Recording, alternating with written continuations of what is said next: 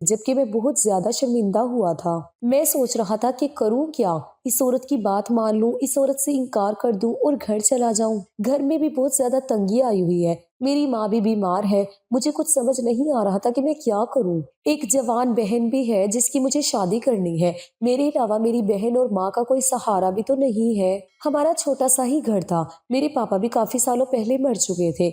मेरी माँ के पास जोड़ा कट्टा कुछ भी नहीं था। मेरी माँ ने मुझे जैसे तैसे पढ़ाया लिखाया था, लेकिन फिर भी नौकरी नहीं मिल पा रही थी। मैं था तो बेरोजगार ही। मैंने जल्दबाजी में फैसला कर लिया कि मैं उस औरत की बात मानने के लिए तैयार हूँ। वो मुस्कुराने लगी थी और कहने लगी, मुझे तुमसे यही उम्मीद थी, इसमें तुम्हारा ही फायदा है, ये पैसे तुम्हारी तकदीर बदल देंगे। उसके बाद उसने 5 लाख रुपए में से मुझे 50,000 रुपए एडवांस दे दिए थे। वो पैसे देकर कहने लगी, ये लो तुम्हारा एडवांस, जाओ जाकर ऐश करो, बाकी के बचे हुए पैसे मैं तुम्हें काम होने के बाद दूंगी। मैं भी वो 50,000 रुपए लेकर अपने घर की तरफ चला आया था। उस औरत ने मुझे अपना मोबाइल नंबर और घर का एड्रेस भी दे दिया था और बता दिया था कि मुझे किस टाइम उसके घर पर जाना है। मैं अपने घर गया तो मैं बाजार से खाना लेता हुआ चला गया था, क्योंकि मुझे घर लौटते हुए काफी देर हो गई थी, इसलिए मैं होटल से ही खाना लेकर चला गया था। अपनी माँ की कुछ दवाइयाँ और उनके लिए फ्रूट्स भी लेता हुआ चला गया था और घर में थोड़ा सा राशन भी भरवा दिया था।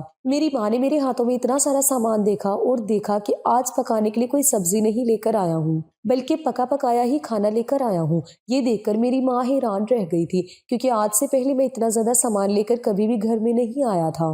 मेरी माँ और बहन मुझसे सवाल करने लगी कि तुम ये सब कुछ कैसे लेकर आए हो, इतने पैसे तुम्हारे पास कहाँ से आए, सुबह तो तुम कह रहे थे कि तुम्हारे पास पैसे नहीं है। अपनी माँ की बात सुनकर मैं थोड़ा सा घबरा गया था। माँ तो माँ होती है और माँ के सामने मैं क्या झूठ बोल सकता था। हाथ मुंह धोते हुए मैं माँ से कहने लगा, माँ मेरी एक जगह जॉब लग गई है, उन्होंने मुझे एडवांस दिया है, बस इन्हीं पैसों से मैं आपके लिए ये सामान लेकर आ गया हूँ। मैंने सोचा कि बाजार से ही खाना लेकर चलता हूँ, बहन को परेशान नहीं होना पड़ेगा।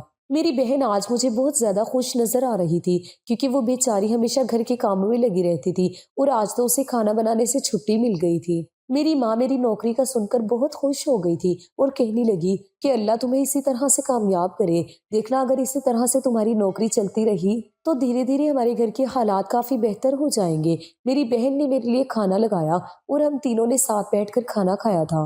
लेकिन मेरा ध्यान अभी भी उस औरत की तरफ ही लगा हुआ था, उस लड़की के साथ एक रात गुजारने के वो मुझे 5 लाख रुपए दे रही थी। क्या ये बात सच थी या फिर वो मुझे बेवकूफ बना रही थी?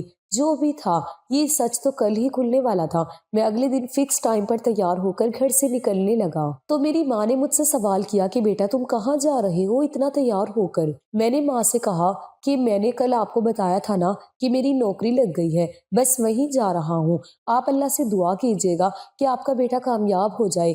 अगर आपका बेटा कामयाब हो जाएगा तो हमारा पूरा मुस्तकबिल बदल जाएगा। मेरी माँ ये बात सुनकर बहुत खुश होने लगी और मैं घर से निकल गया था। रक्षा पकड़कर मैं उस औरत के बताए हुए एड्रेस पर चला गया था। मैं उस औरत के घर पहुंच चुका था। उस औरत का घर देखकर तो मेरी आंखें फटी की फटी रह गई थी। मैंने दोबारा से अपने पास मौजूद एड्रेस को देखा और फिर उस घर को देखा। ये कोई घर नहीं था, बल्कि एक महल था। ये इतना खूबसूरत घर था, शायद मैंने इतना बड़ा और खूबसूरत घर पहली बार देखा था।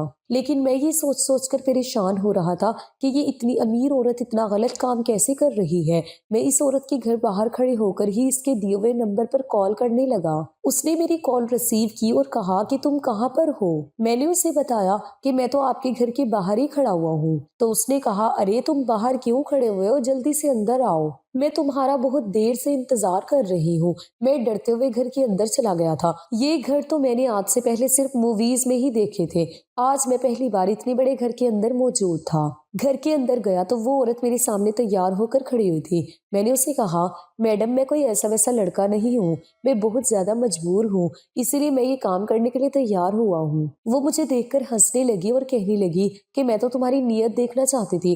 मुझे लगता है कि तुम मेरा काम ढंग से नहीं करोगे, लेकिन अगर तुमने मेरा काम ठीक तरीके से नहीं किया तो मैं तुम्हें ये पैसे नहीं दूंगी। अगर तुम्हें ये पैसे लेने हैं तो मेरे कहने के मुताबिक ये काम करना होगा। उसने मुझसे कहा कि अच्छा चलो ठीक है, तुम बैठ जाओ। उसने नौकरानी को आवाज लगाई اس سے کہا کہ مہمان آئے ہیں، ان کے لیے چائے بناؤ۔ میں تو جتنا حیران ہوتا میرے لیے اتنا ہی کم تھا، میں بہت زیادہ پریشان تھا۔ مگر وہ عورت کہنے لگی، تمہیں یہاں پر جس کام کے لیے بلایا گیا ہے وہ کام تمہیں رات کو شروع کرنا ہے، جب تک تمہیں یہیں پر رہ کر ٹائم کاٹنا ہوگا۔ میں نے اس گھر میں بیٹھے بیٹھے سارا دن گزار دیا تھا اور مجھے بار بار یہاں پر کچھ نہ کچھ کھانے پینے کا سامان دیا جا رہا تھا۔ جب رات ہو گئی تو وہ عورت میرے پاس آئی اور کہنے لگی، تمہارا انتظار اب ختم ہوا، اب تمہیں میری بیٹی کے کمرے میں جانا ہوگا، میری بیٹی تمہارا انتظار کر رہی ہے۔ میرے دل کی دھڑکنیں تیز ہو چکی تھی۔ آخر میں بھی لڑکا تھا، فیلنگز پر کنٹرول آخر کب تک رکھ سکتا تھا۔ میں نے سوچا کہ جتنی خوبصورت یہ عورت ہے اس کی بیٹی بھی اتنی ہی خوبصورت ہوگی، اور اس کی ماں مجھے خود اپنی بیٹی کے کمرے میں بھیج رہی تھی، تو پھر میں اس کام کے لیے منع کیوں کروں؟ میں وہاں سے سیڑھیاں چڑھتے ہوئے اس عورت کی بیٹی کے کمرے کے باہر آ گیا تھا۔ اس کی ماں نے خود ہی کمرہ کھولا تھا۔ میرا دل زور زور سے دھڑک رہا تھا اور میں نے کمرے کے اندر قدم رکھا تو سامنے کا نظارہ میرے ہوش اڑا رہا تھا۔ کمرے کو اس طرح سجایا گیا تھا جیسے یہاں پر آج میری سہاگ رات ہو۔ ایک لڑکی بیڈ پر لیٹی ہوئی تھی۔ وہ لڑکی بہت زیادہ خوبصورت تھی۔ اتنی زیادہ خوبصورت لڑکی کو میں نے آج سے پہلے کبھی نہیں دیکھا تھا۔ لیکن ایک عجیب بات یہ تھی کہ وہ لڑکی سو کیوں رہی تھی، یا پھر یہ ضرور بے ہوش تھی۔ میں نے اسے لیٹا ہوا دیکھ کر اس کی ماں سے سوال کیا کہ یہ لڑکی کیوں سو رہی ہے؟ وہ عورت دھیرے سے کہنے لگی، کیونکہ یہ بے ہوش ہے اور میں نے خود ہی اس کو بے ہوش کیا ہے۔ تمہیں جو کہا گیا ہے تم صرف وہی کرو، اور پھر جب کام پورا ہو جائے تو تم مجھ سے آ کر پیسے لے جانا۔ وہ عورت میرے کندھے پر ہاتھ مار کر وہاں سے چلی گئی اور باہر سے کمرہ لاک کر گئی تھی۔ میں چلتا ہوا اس لڑکی کے قریب جا کر کھڑا ہو گیا تھا۔ وہ اتنی زیادہ خوبصورت تھی کہ اس کے چہرے سے میری نظر ہٹ ہی نہیں رہی تھی۔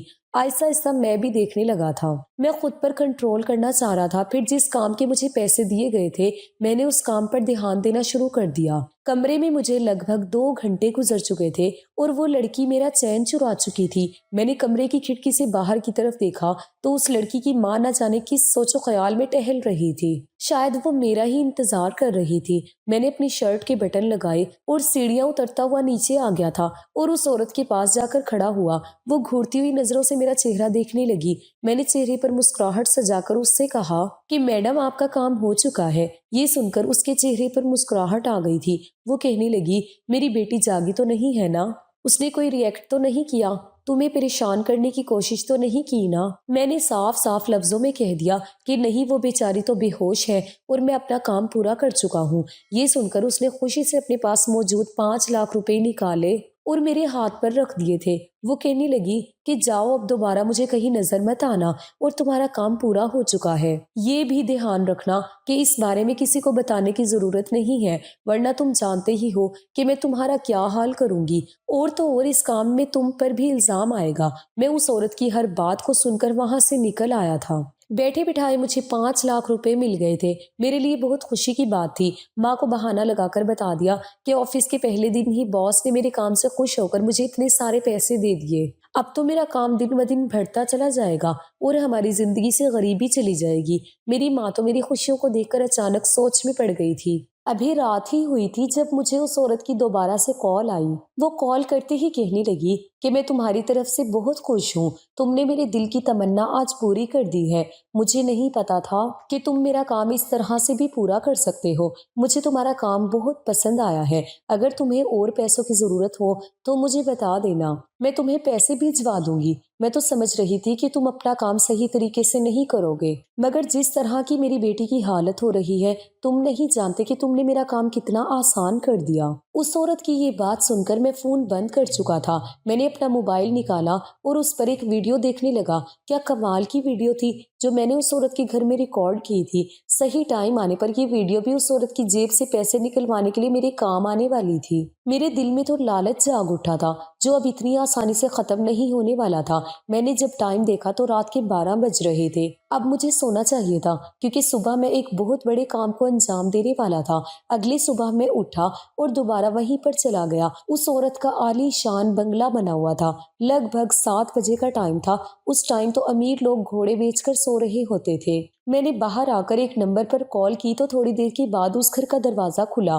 دروازہ کھلتے ہی وہ گھر سے باہر نکل گئی تھی اور وہ میرے ساتھ بائک پر بیٹھ گئی۔ یہ بائک بھی میری نہیں تھی، میں نے اپنے کسی فرینڈ سے تھوڑی دیر کے لیے ادھار مانگی تھی۔ مجھے اب سیدھا کورٹ جانا تھا جہاں میں اس لڑکی کے ساتھ کورٹ میرج کرنے والا تھا۔ جیسے ہی کورٹ کے باہر کھڑے ہو کر میں نے اس لڑکی کو دیکھا تو وہ اپنے چہرے کو جھکا کر کھڑی ہوئی تھی اور اس کا نام انیلا تھا۔ وہ بہت زیادہ خوبصورت تھی، اس کی بڑی بڑی آنکھوں میں آنسو بھی تھے۔ جو قدم وہ میرے ساتھ اٹھانے جا رہی تھی اس میں اس کی ہی بھلائی تھی، مگر افسوس کل کے گزرے ہوئے حالات ہمیں یاد آنے لگے۔ اس کے بعد ہی میں نے یہ فیصلہ کیا تھا کہ میں اس لڑکی کے ساتھ شادی کر لوں گا۔ کچھ دیر بعد قانونی طور پر ہم دونوں میاں بیوی بن چکے تھے۔ میں اس کے احساسات کو محسوس کر سکتا تھا۔ وہ بیچاری بہت